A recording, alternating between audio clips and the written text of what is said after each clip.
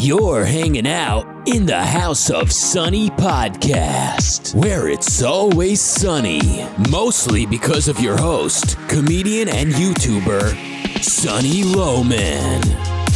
Want to know what Sunny and her friends are thinking about this week? Well, here she is, Sunny Loman. Hey everybody, welcome to the House of Sunny podcast. Here we are back after a long 2-month hiatus, and Doug's had a little plastic surgery, as you can see, and he's now he's Carter much better Laren. looking now. He's much better looking now, younger, fresher. I don't know. I don't think I'm younger than Doug, but maybe I don't know. Maybe, I don't know. What you do you want to say how old you are? I'm 48. You are younger than Doug by a few years. Yeah. Just a few years. But anyway, Carter Laren is my guest co-host today. Carter Laren from Unsafe Space. You'll recognize him if you ever watched me on his show. I don't know. Do you want to plug anything, Carter, before we get started, or should I just jump into it? Yeah, Unsafe Space has gone through a lot of changes. So I'm not sure what to plug. You can go to unsafespace.com, and there is still some video and writing that's happening now more than anything there. So maybe I'll plug that, I guess. Yeah, check it out, everybody. So today we are going to do a quick royal report because you guys love that. And then the topic of today is national divorce. Since it's in the national conversation on the right, and I think it's a contentious issue. So a lot of you are going to agree with me. A lot of you are going to disagree with me. I'm not firmly fixed on my position, but I have a position and I am pissed about it. So let's talk about it later. We'll first start out with our royal report. Now it's time for the House of Sunny's Royal Watch. Do you do royal reports? People care? You know, I have led my audience kicking and screaming into caring about the royal family. Shame on you. I just feel like it's cultural, and culture is important, and I love, Meghan and Harry are kind of like, they're this epitome of the woke. Yes. I mean, maybe they're the least clever faction in it. But she is just the worst. And he is the way that, their anti-free speech, the misinformation, the lying, they're better than everybody kind of thing. They really are snobs, and they are creating their own propaganda and branding while trying to stomp on our right to have our own information. So they're just the worst kind of people. Yeah, they are. They're the champagne lefties. They're the worst. You're right. Yeah. And I think I didn't they're interrupt your grand I think they're less clever because they're so transparently that way. And I think other people are better at hiding it. Like, you don't say that about the Obamas, but that's exactly who they are, Right. So I just like it because they're kind of an archetype, and her podcast is called Archetype, which is hilarious. Oh, really? Anyway, yeah. I didn't know she had a podcast. I guess everyone has. Well, she was paid money to have a podcast on Spotify exclusively, and then couldn't do it. And like 2 years went by, and finally they kind of made her do a podcast. And I guess you'll appreciate this because you do a podcast. It took 25 people from that company to get her podcast done. So obviously she was not like putting in any effort at all. So also, she was an actress. So like that should be pretty easy. Go speak some things. Well, and I think that's how it ended up being, except what was funny is she kept putting her foot in her mouth. And the whole thing is, every show she picks a word to criticize, like, you're not allowed to call women difficult because that's sexist. And so she'd like say, I've been called difficult and it's not appropriate because I'm a woman. Are you supposed to say cunt? Exactly. She hasn't done cunt yet. I'm surprised. Oh. Anyway, so I don't know if you saw the South Park episode that came out about them. This is something you cannot miss. Okay, everybody. I don't. You know what? I haven't watched South Park for I gotta say. Yes, neither have I. But I've watched more than that. But I watched this one because it was huge news. Where have you been? You did say I've been something about a enjoying 3-week not power having the outage. news. Yeah, because I didn't get to this part of the story with you earlier, but because we had no power for 3 weeks, I was completely disconnected from the news cycle, and it was wonderful. It Yeah. was It was like orgasmic. life changing. Yes. Seriously. I was like, oh, I feel like I've been taking downers and anxiety medication, to create anxiety my whole, this whole time. And now I suddenly feel like I'm like normal. Oh, this is great. Life is pretty good. I unplugged in January too, but I probably didn't do as thorough a job of it as a power outage would have helped me to achieve. So anyway, okay. South Park comes out with this Harry and Meghan episode, which everybody's got to go see just because it's nice to see the whole cultural, that archetype that I was describing get taken down a notch. I mean, it's just a brilliant episode. It might be the best episode of South Park ever. Wow. And this comes on the heels of Harry having written a book, and they did these Netflix shows. And in Harry's book, he talks about his penis a bunch of times, and he talks, it's just like this creepy, weird book. Yes, you didn't know about this? Okay. No, I knew he had a book, but I've strategically avoided hearing anything about it. Somebody counted, I haven't read it. He mentions his penis 36 times. And I did listen to, so he also did the audio version of his book. And I listened to the clip where he talks about how he got frostbite on his penis, or he claims he did. I don't really believe that. I guess he went to the South Pole. That's why it's short, honey. I had frostbite. They had to cut a little. Never mind. Yes. That's what's wrong with it, sweetheart. It's not a STD. It's frostbite. It was just frostbite. So, cause I grew up in Minnesota. No one ever had frostbite willies there. So it's not a thing. It's not a thing. No. I grew up in the upstate New York. We had snow, but I've never heard this particular problem. So anyway, he claims that he had this problem and that he was told by a woman to rub Elizabeth Arden cream on his willy and it would help. And she assured him that it would work on frostbite. What? Elizabeth Arden cream? Okay. I don't even know what that cream is. It sounds fancy. It's a brand. It's just a freaking lotion. Okay. It's okay. So he says he opens the tube and it immediately reminded him of his mother. What? Because she wore that. And then he rubs it on his dick. And he's talking about this in the book.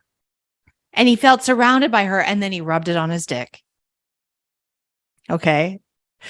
This is the kind of thing that he should be telling a therapist, not the rest of us. He put that in a book.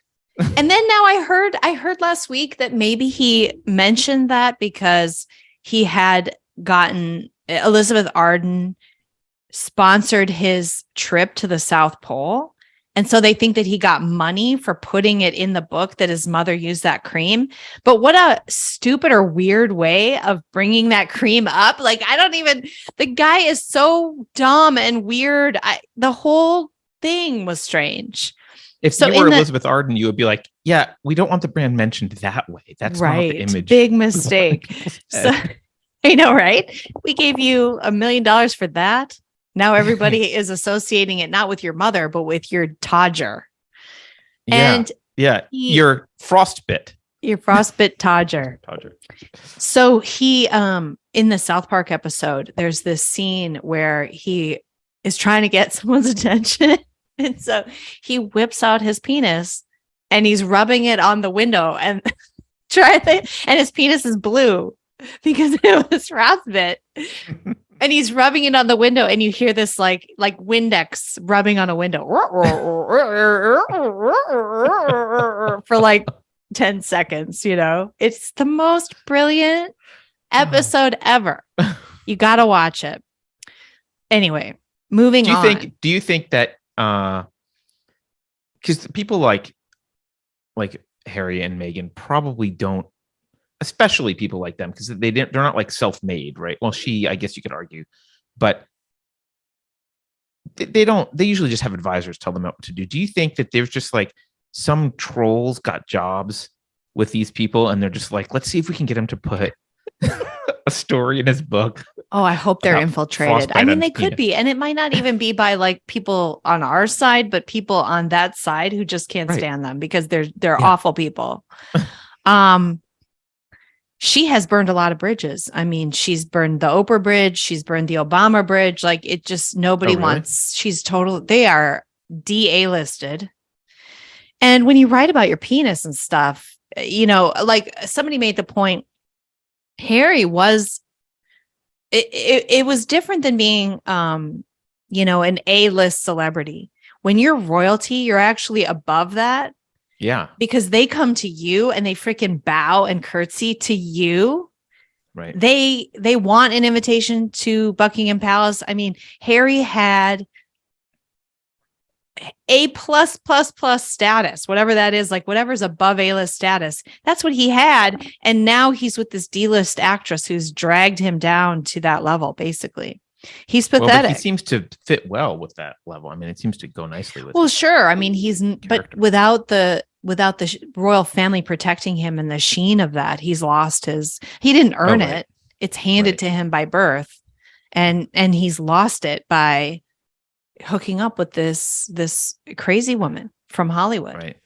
And suddenly people are realizing, oh, this is what royal people are actually like.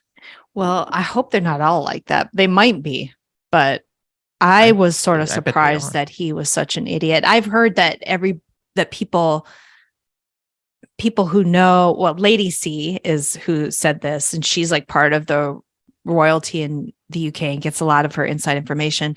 And her kids, I guess, played with them when they were little and stuff. And she said Harry's always been stupid. He needed a lot of help to get through school. He's always had mental illness and kind of like rage issues. And obviously he's very envious of his brother. So he's always been like an unstable person. So I think he's probably the worst of it, and certainly if you look at the wife that William chose for himself, she's way more classy and way more she seems more genuine, more nice. And who knows? Because she's white, right? Because she's white. Is that why she's nice? I just wanted to address your blatant racism. Yeah, right. Because Meghan's black. Apparently. The only reason you don't like Meghan is because she's black, right? Yeah, she's got a drop of black. Mm-hmm. So after this book, which really bashed the royal family, and not only that, but I mean, there were just little weird digs. Like when he referred to his brother, he would say balding, and like he just was mean. And he revealed that his dad slept with a teddy bear, and just like stuff that's really private and not his to share. Well, now they've been evicted from their house in the UK. Oh, nice. So that is Why? a slap in their face. Just like at their royal house? Their royal house. They were given a cottage by the Queen, and they're now being kicked out. Good. So that's happening. Yeah, they're getting kicked out. And then the rumor is Lady C said this again, and she's got good sources. She said that Meghan and Harry are split. And that Meghan is going after Jeff Bezos. Who we know has great taste in women. Yeah, I was based say, on his Lauren Sanchez. For Bezos. Oh my God. Right? The woman he's got right now. I just don't get it.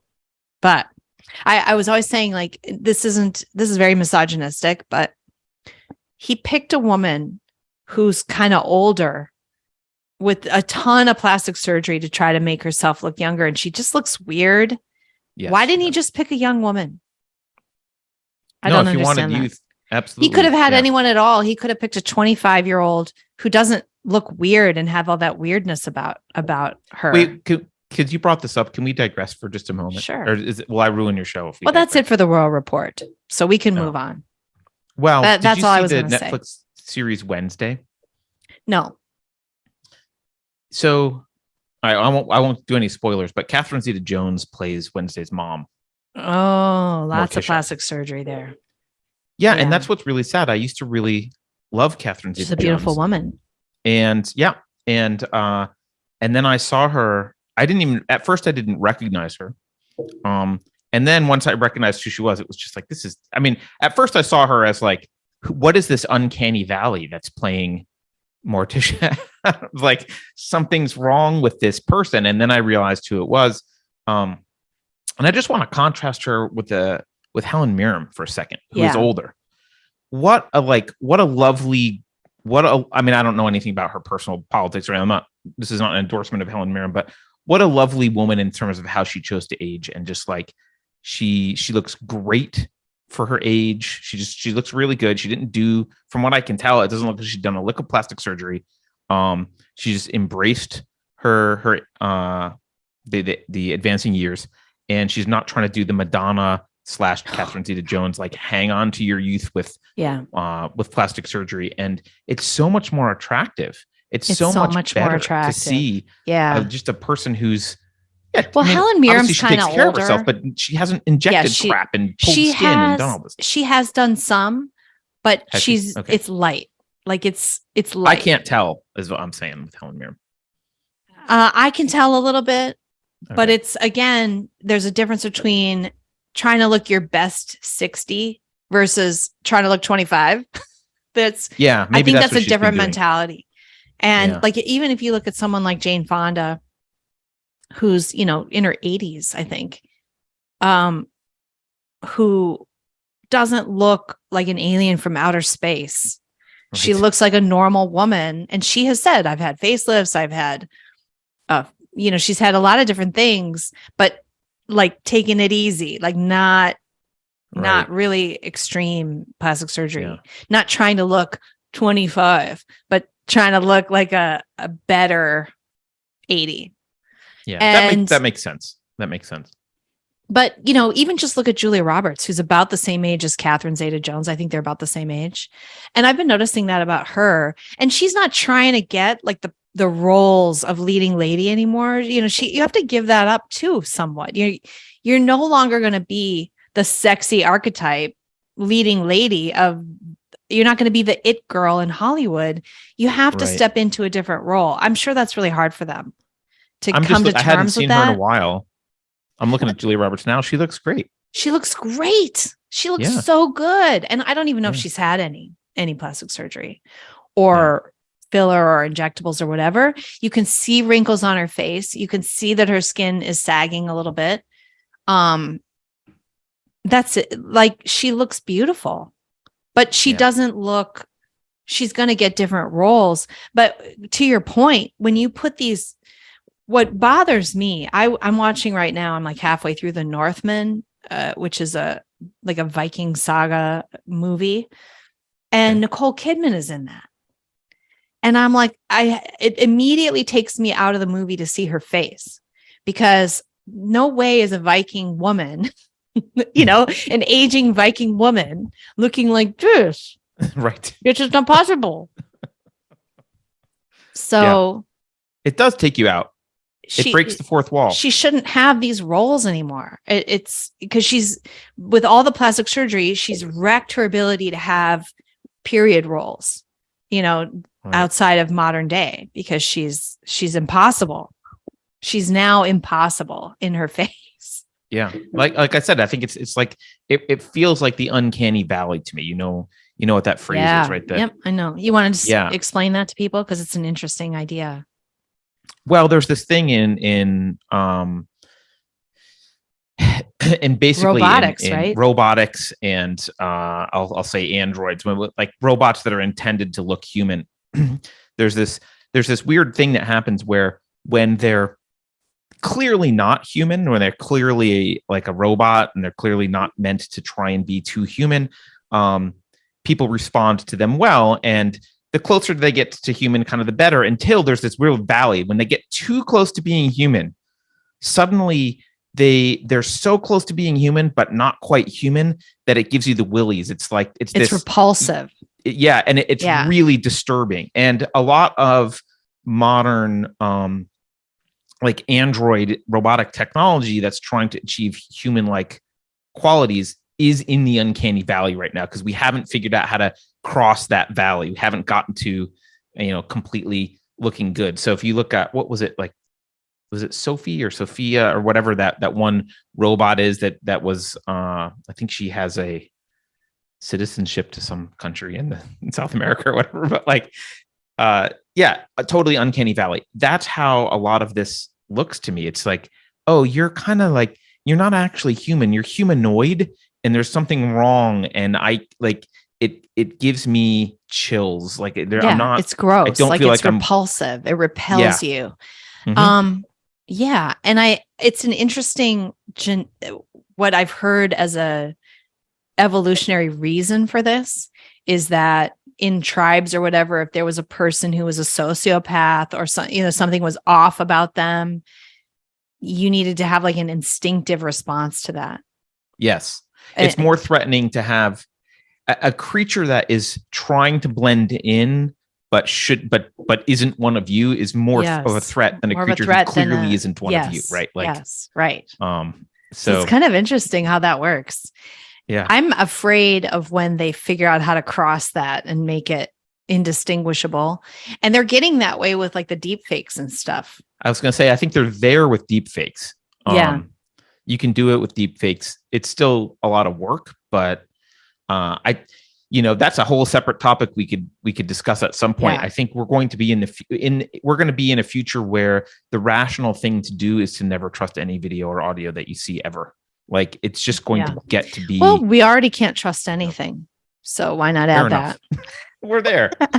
And on that note, let's move into national divorce, because I think it's I was telling Carter in prep for the show, for me, it's like you have that red pill, black pill, white pill range of where we're all kind of at on one of those.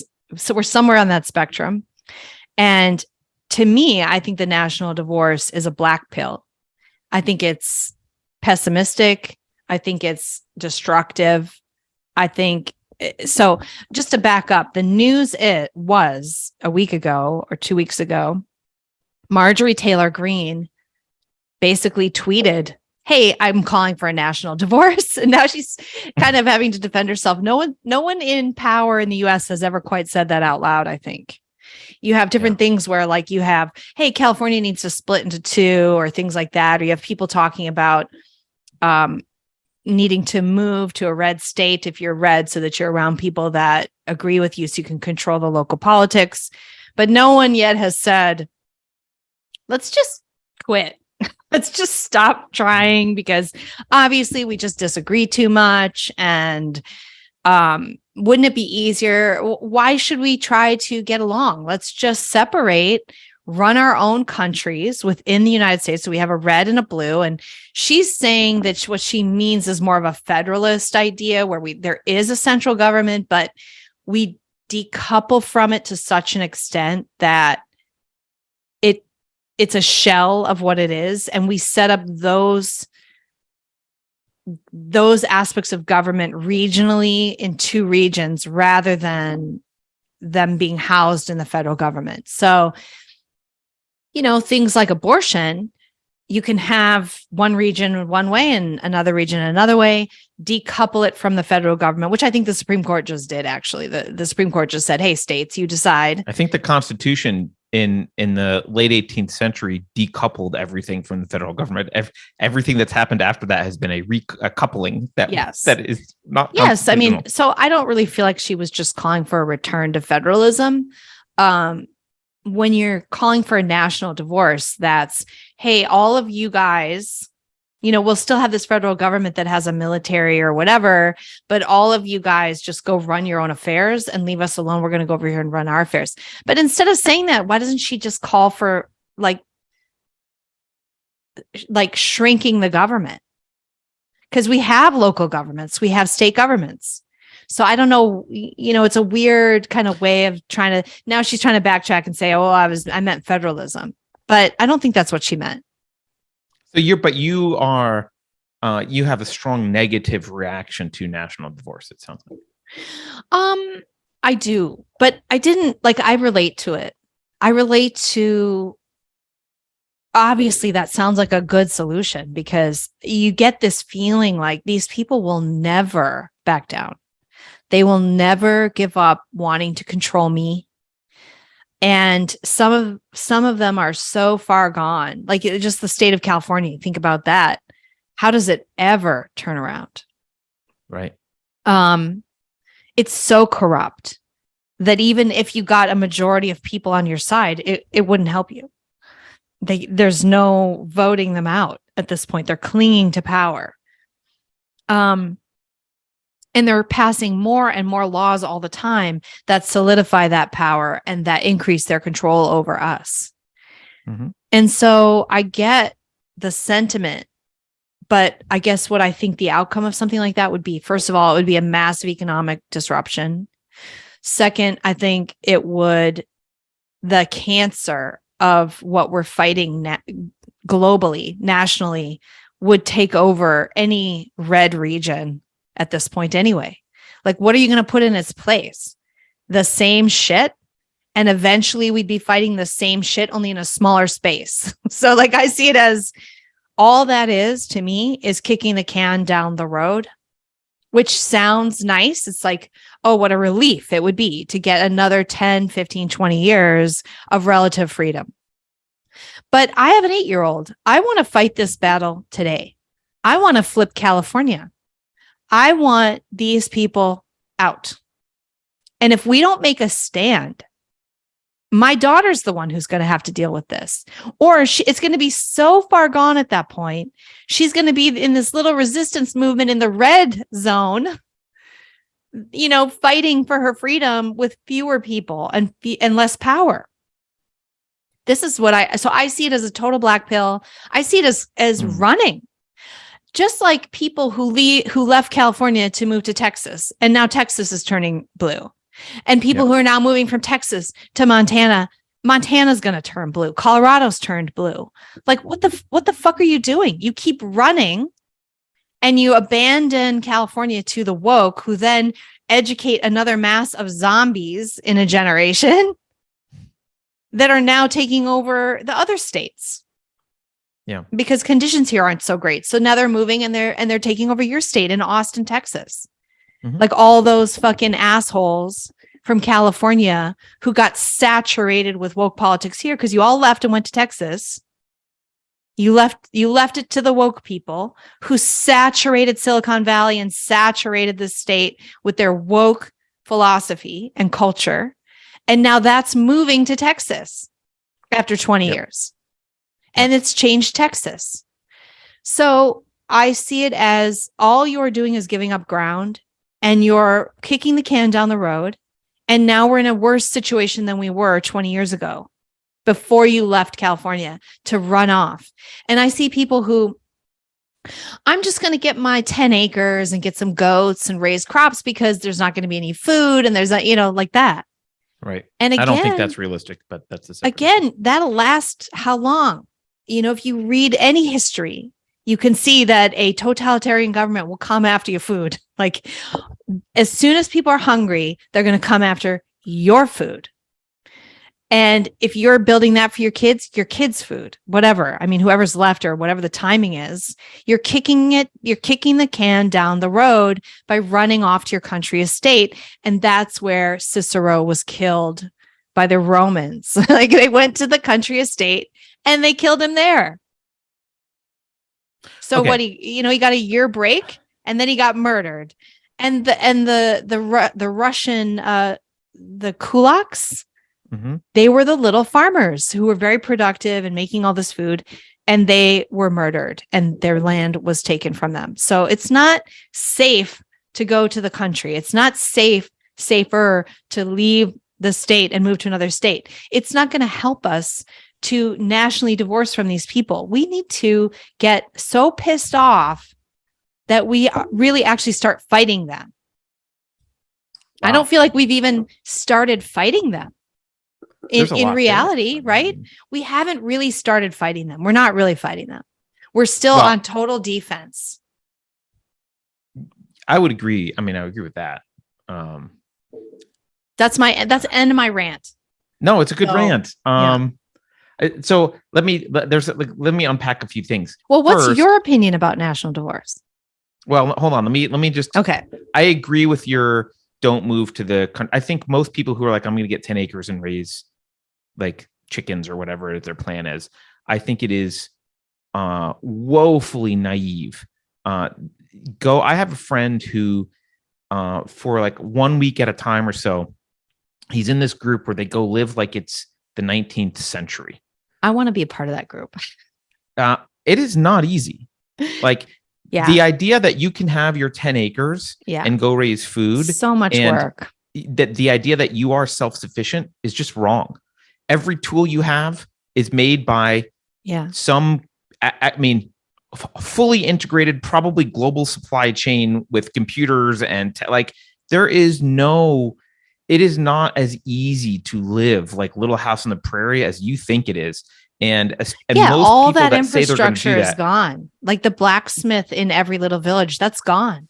All that infrastructure is gone. You are heavily reliant on not only healthcare, but technology. Something breaks, like fuel. Like where are you going to get your fuel? Like that you're reliant on Exxon. I mean, there is not a way to do that and have any sort of idyllic life. That is a hell subsistence living. That is not we don't have to deal with it. We're going to move. We're going to get our 10 acres and wait for the storm to pass, because I agree with you. The storm is not going to pass if you do that. And you're not as isolated as you think. You're not insulated. Yeah. So I think that's naive. And when people do that, I find it to be, it's like the doctor says you have cancer and you go, well, I'm just going to go to a retreat and take herbs and not get another scan and hope that it goes away. Meanwhile, it is spreading. Yeah. Or you can go get it cut out. I'll stop smoking now. It's like, well, okay, that's good, but you have it already. Right. You have it. You got to go have a surgery or take some serious ass drugs now, because you have to fight it. You can't just walk away, act like it's not there, feel emotionally secure for a little while, but eventually it's going to kill you. And that is, I guess, that is what this is. It's a fucking cancer. And if we don't fight it, it will grow, and it will grow into any red region and take over that government too. The people who are in power, the Republicans, the Reds, are not my kind of people. They are not the kind of people that I think could set up a freedom-loving government. No. They're not there yet. We're not there yet. So some of them are getting closer to that, I feel, but we're not there yet.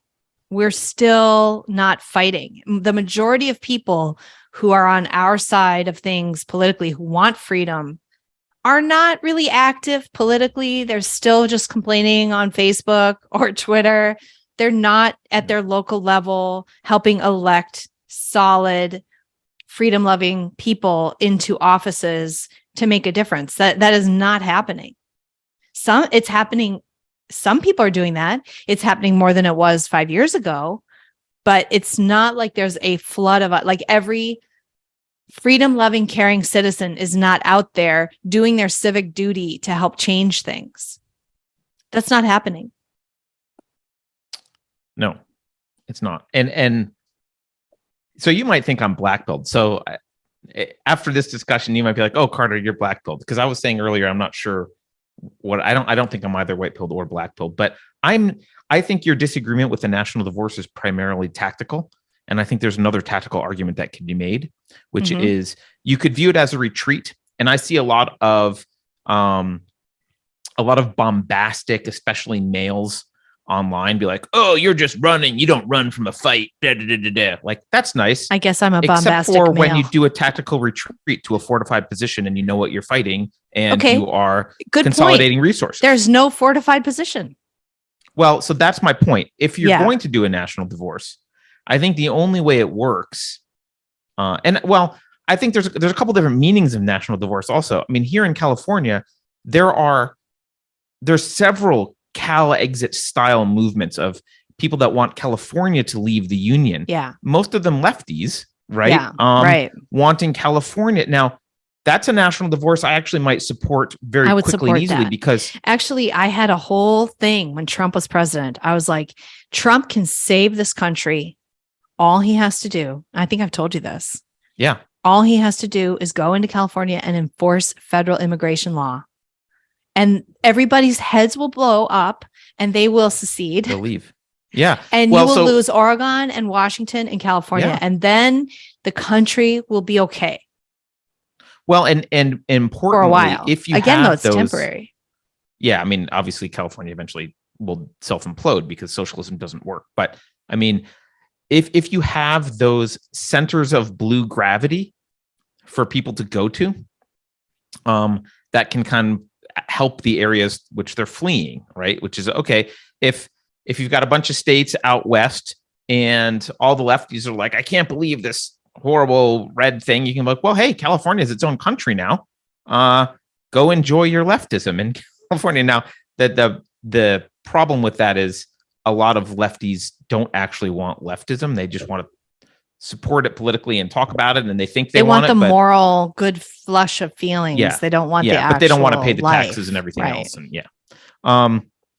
So they don't want the consequences of their stupid ideas. Right. And they don't even connect reality to their ideas. I think that's epistemologically, they live in an abstract bubble and they float around on their little moral virtue and don't really know what's going on in reality.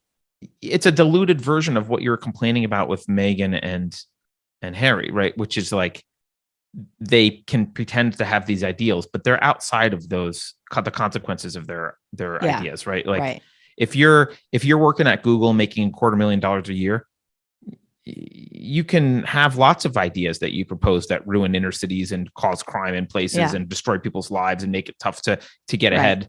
Defund the police. Oh, that's great for poor people.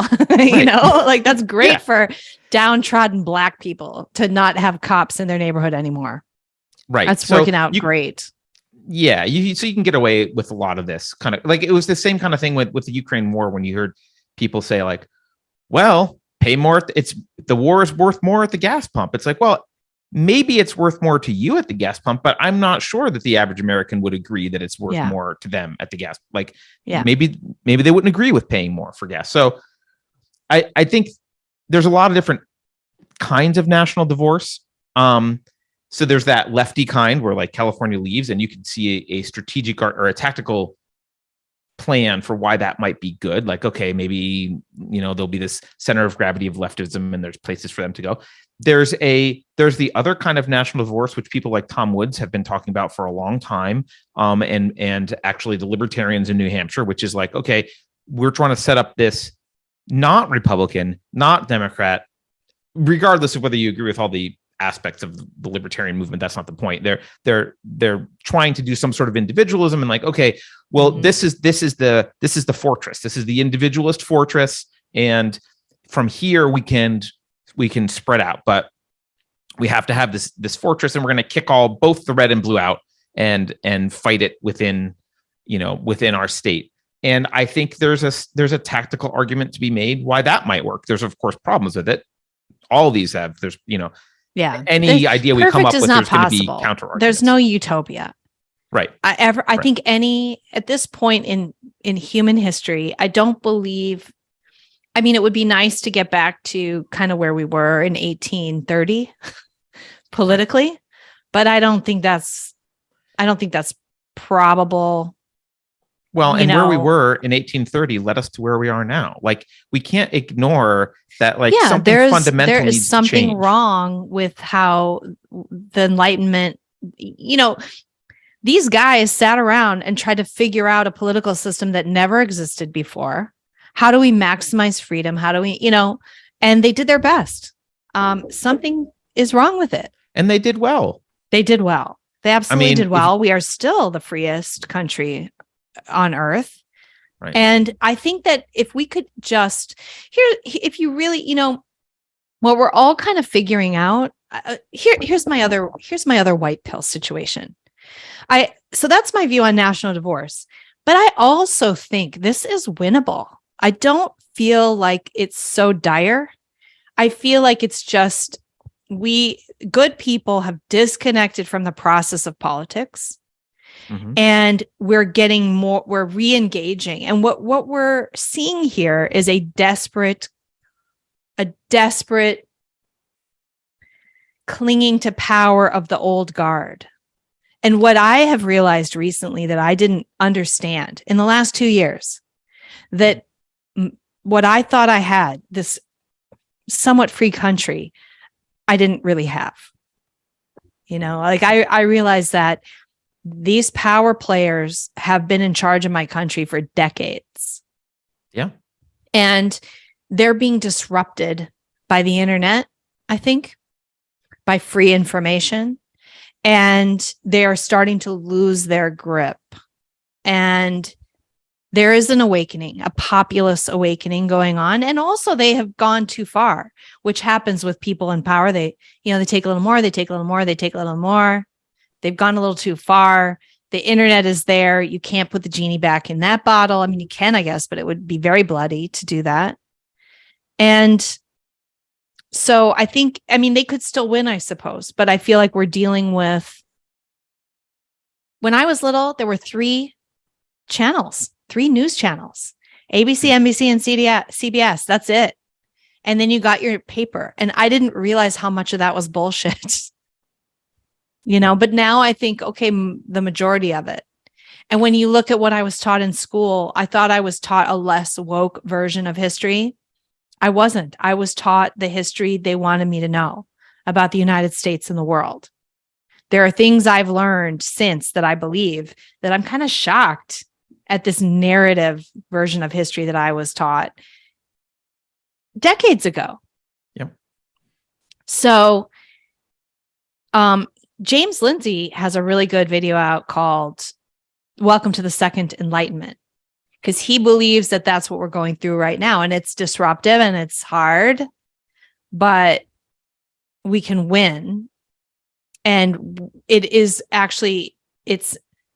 making the original Enlightenment, which had flaws and issues, it's taking it to the next level. He's got this very interesting point about during the first Enlightenment, we went from we didn't advance as far as we did how do I say this? Information used to be kept by the church and only accessible to the monks. And in the Enlightenment, it became accessible to the expert class. And now it's being accessible to everybody. Whereas so we've had this expert problem where we rely on these experts to process the information and to give it to us. And we're only seeing what they are giving to us. And whereas property was beyond that. So our immense wealth and all this capitalism and everything, we went from an expert class to a populist property. Everyone can own property. So there was a lag in the information. It's like one step behind. And now we're getting the information enlightenment that we had the property enlightenment. Now we're getting the information enlightenment. So that's an interesting take. And I think it seems true, So what's going to happen with that? I don't think I agree with him on this. Oh, you don't? I don't Tell me what so. you think. Well, let's use that example again. For most of history, information was controlled by the priestly class. And actually we can use pre-revolutionary France as an example. There was the three estates. There was the king, then the nobles, there was the clergy, and there were the rest of us, the unwashed masses of the third estate. Plebes. Yep. Now, the clergy's role was predominantly to give moral and cultural sanction to the ruling class in the eyes of the third estate.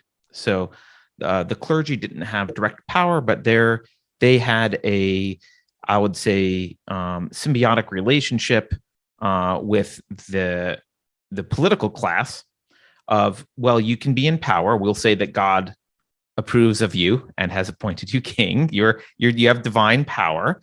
In exchange, we get basically money. We get money and prestige, and we get some position.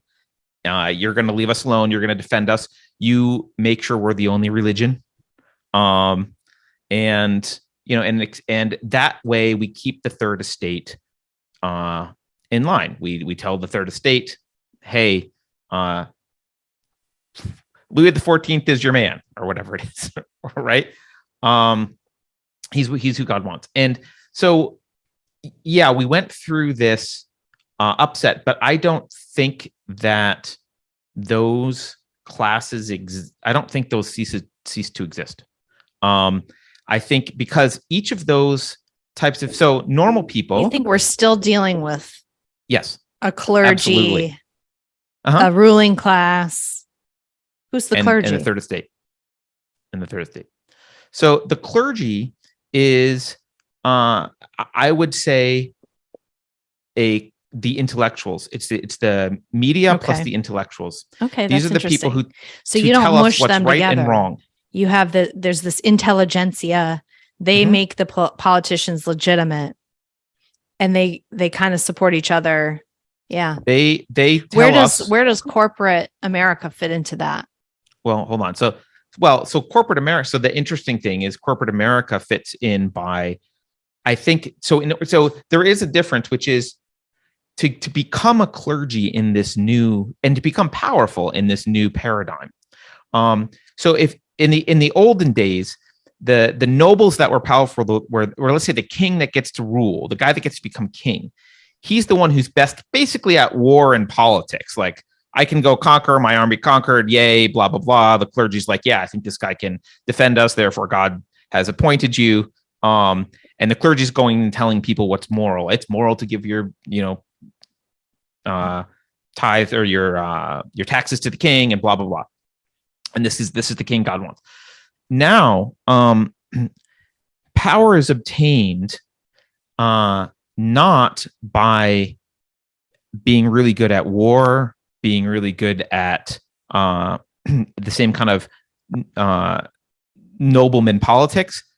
The superpower right now is being able to influence people.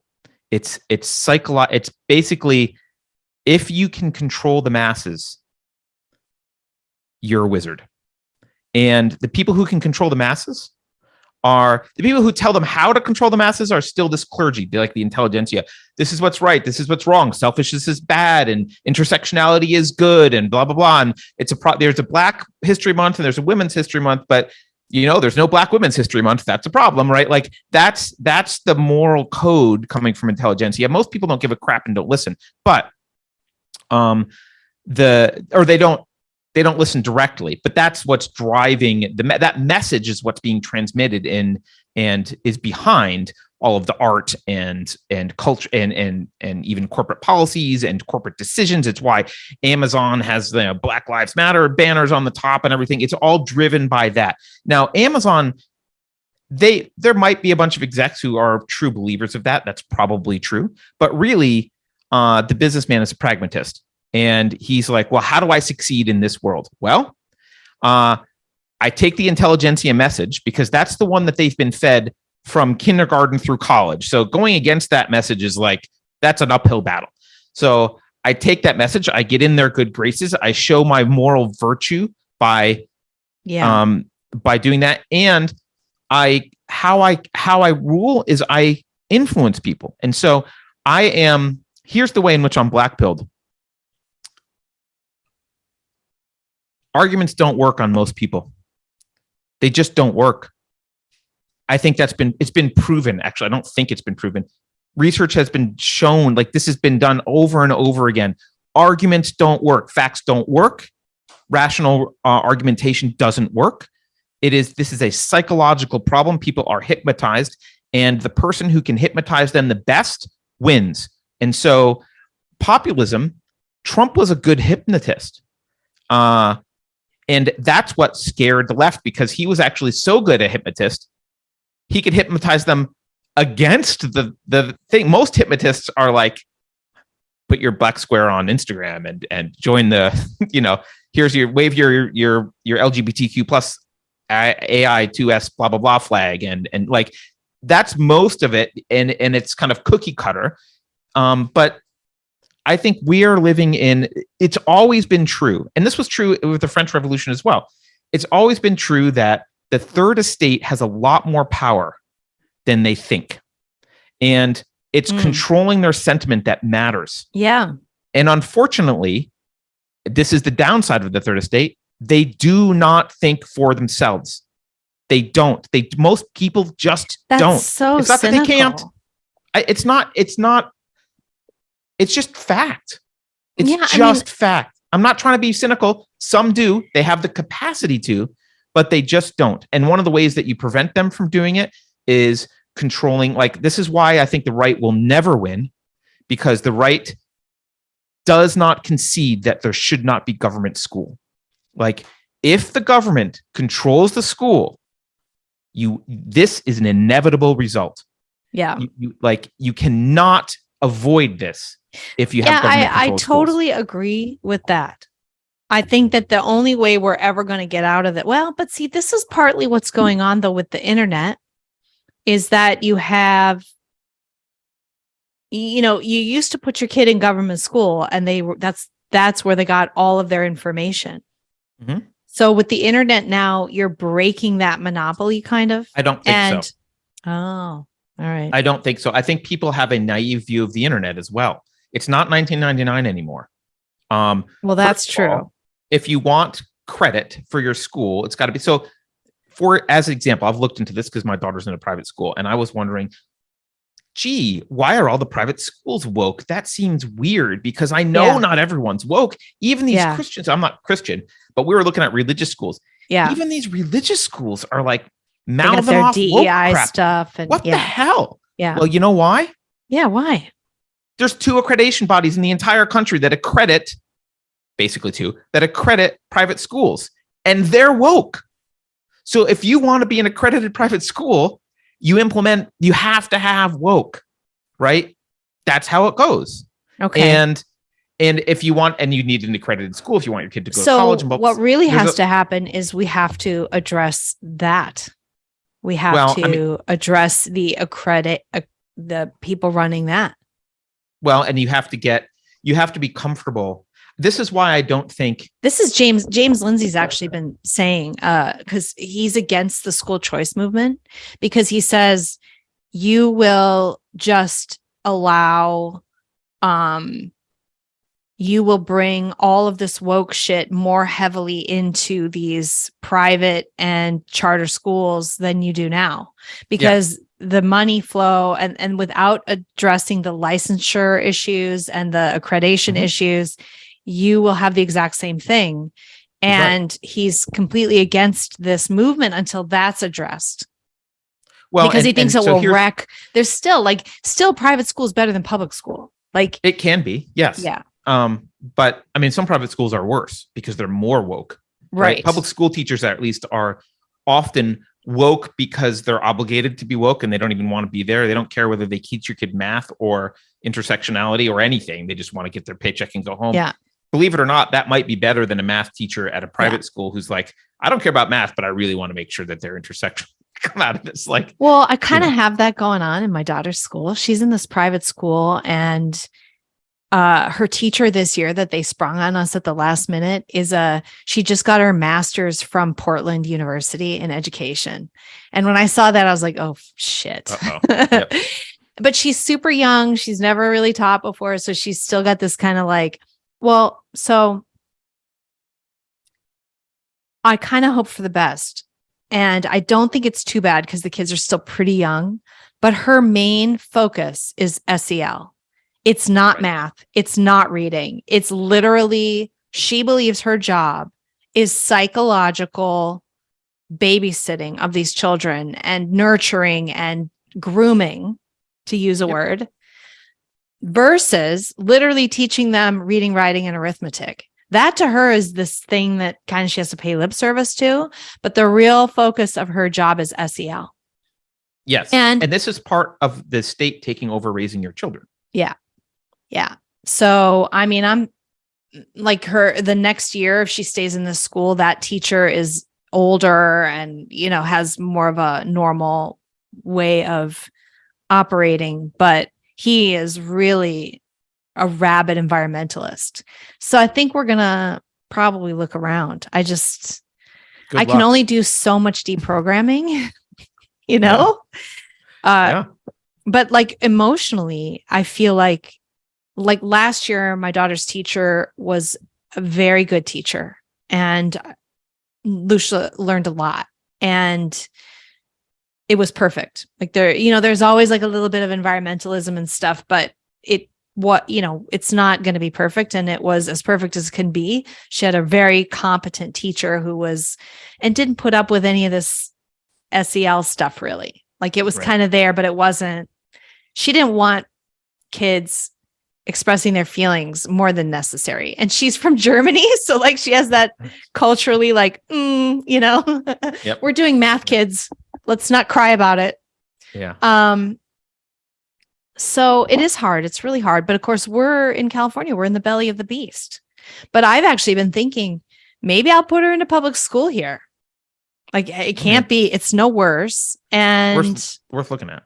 I don't know. Anyway, that's a total digression. No, but this matters, Sonny, right? Because this is why you might call me black pill, but this is why our problem is unsolvable right now. And I mean unsolvable in like the near future, because to get out of this is a generational problem. Yeah. We need only way that we actually get out is by raising generations of children who think for themselves. And we haven't toward started. that end, no, we haven't started. And toward that end, a national divorce is only going to delay the inevitable. Well, here's a counter argument. Depending on the national divorce, if you have a national divorce where the part of the country that's whatever that ends up being, that entity is anti-woke explicitly, they know this, and their goal, they kill government education. They're very culturally, this is a cultural, it has to be done at a cultural level. You can't do this with laws. If it's culturally populated with a bunch of people who won't put up with this crap, right? Then that could be the patient zero for the generations of right think, or we'll say individualist. I guess I just don't see that. I don't necessarily see the red version culturally. Well, Reds can't do it. Yeah. Republicans aren't individualists. No. Like this is the thing and this is what is inevitable. Like this also is a little bit black pilly, but it's also true. Who is it? The guy running for president has called for the abolishment of the Department of Education, which is great. But what's his name? Vinnick. Vinnick. He's like a Silicon Valley guy. Don't you know all the Silicon Valley guys, Carter? No, I didn't know. Gotta look up abolishment of the Department of Education. Yeah.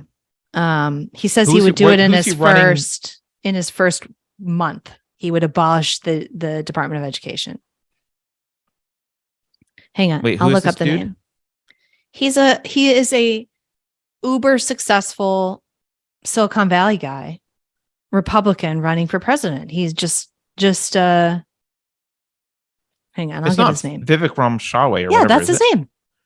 Yeah. Oh, I knew he had a fund. I didn't know he was running.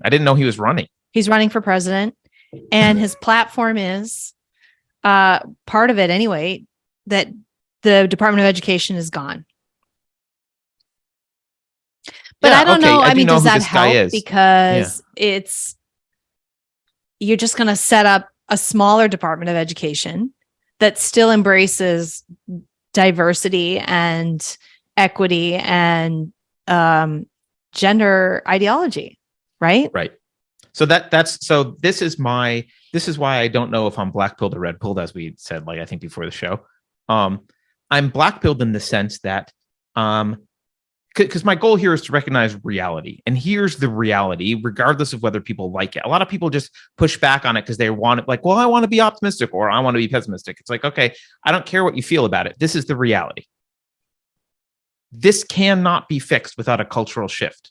This culture trumps your laws. It trumps your laws. You are on my side. This is what I'm saying. The divorce won't help. What has to happen is, like, people have to get off their asses and change Well, something. And I so don't know what the perfect formula for that is. I feel like if everyone just would get off their ass and join up with their community and find out what the hell is going on, and they will drift into the right solutions. But we're all sitting around bitching. So we have to have a mass civil engagement movement on the right. But they're not by people who think for themselves. They're by people who are controlled. So again, the only way. So let's just go back to what we were saying about kids. Culture needs to change because that trumps politics. To change the culture, we need generations of kids who with a different culture. So now the question tactically is, how do you start building generations of kids who need a different culture? Is a national divorce will that help towards that? Maybe, maybe not. I think it depends on the national divorce, the people involved, and the specifics. Yeah. But as it is today, right? Republicans, Democrats. Does that give you comfort that okay?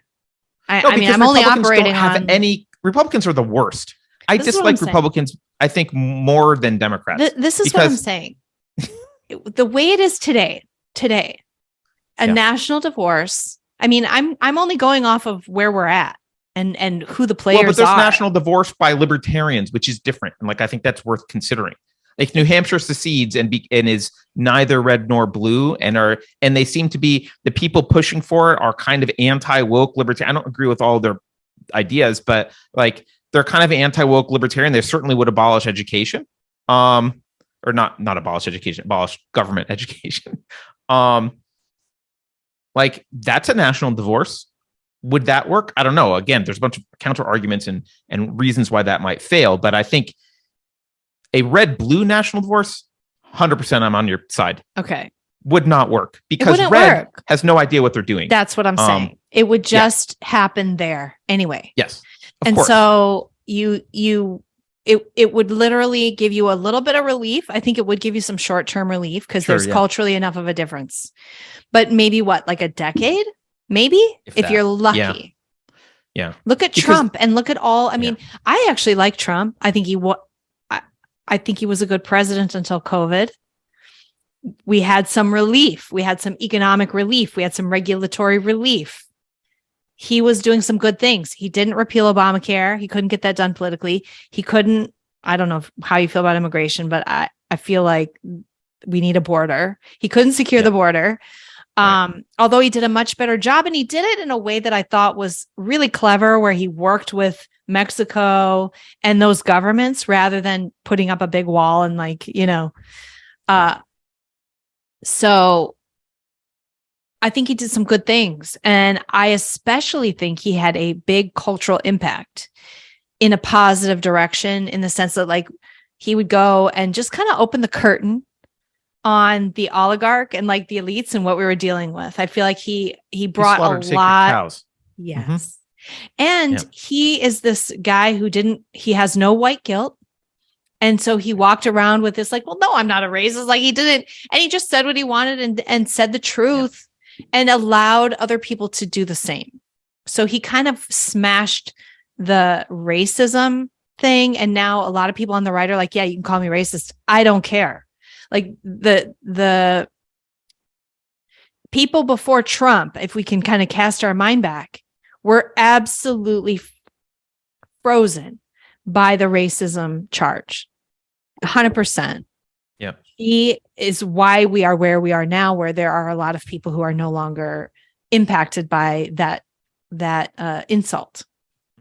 So I think that's great. That's good for just the freedom of speech and a culture of honesty, and it's just been so good for us. So, however, look at him in terms of policy, if he were setting up a government in the red, it would be a freaking nightmare. It would be, he would give so many concessions to so many of these assholes who are the same. Right. Like you said, they're just as bad, or in your opinion, maybe even worse. Well, here's why I think they're worse. I should clarify that, because I know it's hard to say that because the woke are so horrible. But here's why I think Republicans are worse. They have a different set of things you're not allowed to be free on. So like they have their own authoritarianism mindset. It's just not the same one. So it's not like they don't bring any of their own baggage. So they bring that baggage. And on top of it, since we talked about Michael Malice earlier, like, what does he say about conservatism? It's one of my favorite quotes. Conservatism is progressivism driving the speed limit. They don't have any philosophical or principled opposition to the underlying principles that enable leftism. So they will always, always, always lose. It's funny because they think that they do. They think that they have this radically different view of life. I think culturally they are different. I think we have to give them some credit that culturally or conservatives in America, the people, I'm not talking about the politicians, right, are much more self-reliant, much more individualistic, much more wholesome in their interactions with people, honest. There's more honor there. Like they're just better people. Like there's a lot of differences about them. Yeah. They aren't trying to exploit their children. I think part of the problem is, we're dealing with a left who is hard freaking core to the point that they will put their kids on the firing line. That's what they'll do. But we won't, we're not going to put our kids on the firing line. We were still trying to protect our assets and protect our children and protect our lives and our money and our property and our estates. We don't want to lose any of that. We want to continue to grow it for our children and so on. And as a result, I think we're a little bit more hesitant and fearful. And anyway. Yeah. No, I think the conservatives also haven't recognized that they're not fighting an ideology. They're fighting a psychology. This is a psychological. That is such a good point. That's a really interesting point. It's psychological dysfunction on the left. It's not an ideology. And so I think as long as conservatives take the left seriously, they will lose. The only way to address the left is to just dismiss them out of hand and say, you're fucking crazy. You're crazy. Let's talk about individualism. I'm done talking. I'm sorry, I'm not swearing on your podcast, but like you can swear on my podcast. Okay. Like you have borderline personality disorder en masse. We are not engaging with you. We want nothing to do with you. We don't have to be nice to you. We don't have to listen to your stupid ideas. Yeah. And we're going to focus on we don't even have to justify anything to you. Right. Like I don't even need to have the argument with you. Yeah, that's what there's a fighting spirit in that, and F you that we don't have yet. And I feel like that is what we need. And if we can get there, I mean, that's better than a national divorce. If we can get there, then I would actually be more for a national divorce, because then I would feel like the people that I'm fighting with are people who can prevent that from happening in the new area, whatever it is. But right now, as it is, like, I don't see the red being a whole lot different than the blue. I mean, it is culturally, like you said, but it's just a delay it's not cutting out the cancer. It's walking away. Maybe you have some relief from the chemotherapy and you don't have to go through the hell, but it's temporary. So yeah.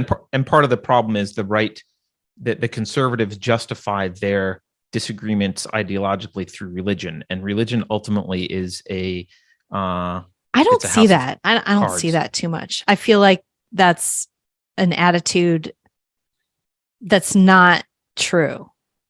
The people that I'm at least following on the right are not justifying their positions with religion. Well, when it comes down to it, they do. Like if you get into a discussion about why individualism is better than collectivism, they don't cite Rand. They don't talk about the fundamental individual rights being natural. They talk about them being because of God. That's where individual rights come from, right? And if you have the position that they come from God, what's dangerous about that is it's an interpretation of a self-contradictory, long, kind of crappy at times and boring poem called the Bible, and it's an interpretation. And so you have to interpret that this is what the Bible means, and the left interprets it differently. And so it's just an assertion.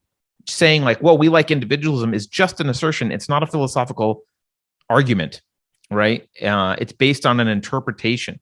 And I know they don't talk about it in public, and they don't talk about it in public because actually I like the ones who talk about it in public more, because at least they're not being. No, I guess what I'm saying is I from. see people on the right trying to ground their ideas in philosophy, not religion. I see that. Do you? Really actively. In fact, all right. I think maybe that I'm wrong on maybe they don't have it yet down, or, you know, I see them grasping for that. And I see them being the only ones discussing the Aristotle and Plato and the philosophers of history and the sort of problems of philosophy. I'm only seeing that being done on the right now. The left is utterly emotional at this point. They're, like you said, they're mentally Well, they already ill. had that discussion and reached their conclusions, and they're done. So now that the beast has been like they chose Plato, and they're absolutely irrational. They're postmodernists. Nothing is real. Nothing is solid. Everything is fluid. And so, yeah, I mean, I see what you're saying, but I think there's a lot of intellectual excitement going on the right. But well, that would be nice. I don't see practically a lot of understanding of individualism and freedom, you know? Right. And that's what's needed. Kind of scary. And like you said, culturally, kids need to be much more self-reliant, much more, I guess individualists. I'm trying to think of like, what would you need to put and infuse into their educations? But maybe part of it is just you don't want to infuse anything. You want to let people be people, so that they can all be different, and then you have individualism because you just need to stop infusing. I mean, the only thing I think you really need to do is to teach them, and this is especially, we can get back to your internet stuff. This is especially true in the age of the internet. You need to teach them solid epistemology, right? This is how this is how you know, right? This is the solid epistemology. Your feelings about this don't matter. So you need to they need to be psychologically capable of separating their feelings from the truth and have a thirst for the truth. And they need to be autodidact and have the emotional courage to go against the crowd. And if that's what you raise, you actually don't need to teach math. They can learn math on YouTube. That's fine. Right. They can learn it through Khan Academy. So it's not a question of what we're teaching kids so much as what a lot of it is the cultural side. We're not teaching kids. I mean, it's what we are teaching kids. We're teaching them we're breaking them. We have to stop breaking them. Yeah. I think that's, but by stop breaking them, there have to be, okay, this is how you stop breaking them. Yes. And rather than doing the same thing we've been doing for generations. So, hey, that is it for our podcast today. Thank you so much, Carter, for being my guest co-host today. It was such an interesting discussion. And all of you listeners out there, let us know what you think about this. This is a very, very complicated issue. And I know that probably half of you are on the other side. I was listening to Bannon on War Room, and he said, no national divorce. Let's flip California. And I was like, yes, but that's like total practical politics. And I don't know if that's possible, but I would like to get the corrupt California cabal kicked out. But when we're learning that Arizona is basically run by a cartel now, did you see that? You probably didn't see that testimony either, did you? No. Is this a Carrie Lake Is this related to the Carrie Lake? Related to that. There's some testimony. I don't know. I'll send it to you, but it's there was some testimony where a woman who I can't remember exactly, but she had evidence that the Secretary of State who actually won the governor's election is actually owned completely by the Sinaloa, I think that's how you pronounce it, cartel. And they gave her a couple of free houses, and there's all this evidence of corruption. And they basically are running the Arizona government through corruption. So that's horrible. And I'm sure not only Arizona, I'm sure Texas as well. And, you know, I don't. The only thing I would say though, Sonny, is corruption's bad and it needs to be weeded out. But don't think that populism is the answer to individualism, because one of the things that needs to be learned, one of the most pernicious and destructive ideas that the left has convinced us all of, is that numbers are a substitute for virtue, that numbers are a substitute for epistemology.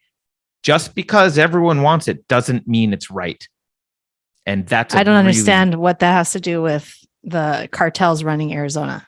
I mean, even if she was elected, it doesn't matter, right? Like, even if it's you can get rid of corruption, but if you've got a whole bunch of people voting for a bad person, it doesn't matter that you get rid of corruption. Corruption's not the problem so much. Okay, but maybe that's the difference. I actually have a little bit of regard for the American citizen over the Mexican cartel in terms of what they would vote for to run their lives. You know what I mean?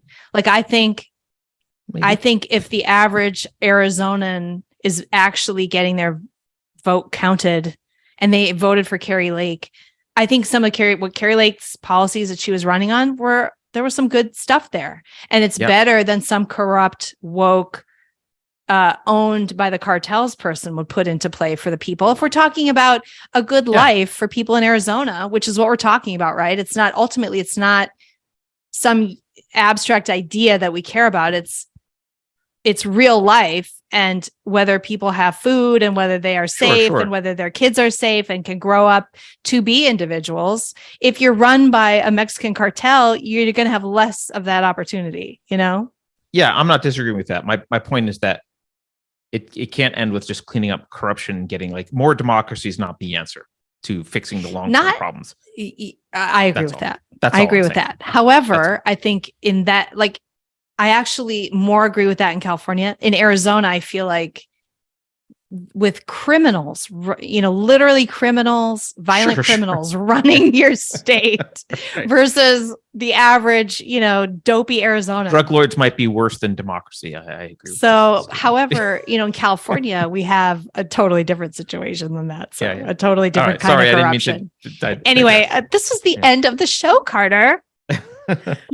Everybody, let's hear your comments, because lots to hash out here, and we'll cover some of this other stuff. I mean, this could be 5 shows. Yeah, 5 shows. I enjoy it. Thank you for having me, Sonny. Thanks so much for coming. I appreciate it. It was last minute, and I really appreciate it. We'll see everybody out there next week. We're back in action, and I think Doug will be with us next week. Thanks, everybody. Take care. There is a house called the House of Sonny. It's filled with satire and fun. It's been the demise of bad ideas, and we'll know what's right when she's done. So download this free podcast now and get perspectives you may lack. It's concise and right and achieves world needs, guaranteed all your money back. Last time, ready?